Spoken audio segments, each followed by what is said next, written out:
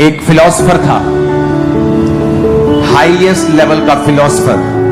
और जब एक गोरा फिलोसफर बनता है वो किसी बात को आंख बंद करके यकीन नहीं करता।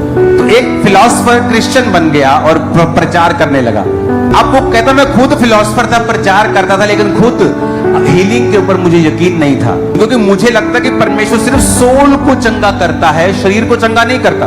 और एक दिन मैं खुद बीमार हो गया। कहता नीति वचन जब मैंने पढ़ा तो वहां लिखा था कि परमेश्वर हेल्थ देता है, जो कि बॉडी के साथ संबंधित वचन है। कहता इसके लिए तो मुझे किसी डॉक्टर के पास या किसी क्रिश्चियन, डीप क्रिश्चियन के पास जाना पड़ेगा। और जब वो गया तो उसने कहा कि हाँ, जो वर्ड बाइबल में लिखा है ये फिजिकल हीलिंग के बारे में लिखा है, नीति वचन का, कि परमेश्वर का वचन कहता है कि मैं तेरे लिए मेडिसिन हूं। तो वो डॉक्टर के पास गया, उसने कहा आप जब मेडिसिन देते हैं तो कैसे देते हैं? उसने कहा हम मेडिसिन देते हैं तो सर्कल में खानी होती है, कि 24 घंटे में इतनी खानी है।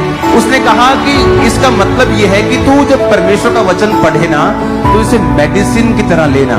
उसने कहा आप मेडिसिन कैसे देते? उसने कहा मैं देता हूं जैसे खाने के बाद 3 बार दिन में खानी है। कहता ठीक है। घर गया, वचन खोला, कहता रोज 3 बार मैं वचन पढ़ने लगा हीलिंग का।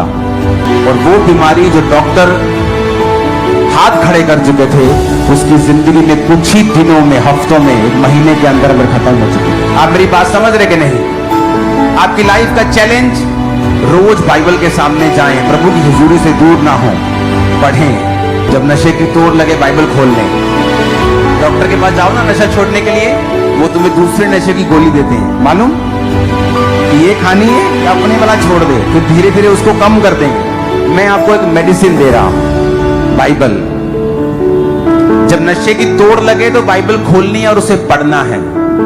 तुम मुझे जल्दी मंगलवार से शुरू कर दोगे टेस्टिमनीज को भेजना इन जीसस ने।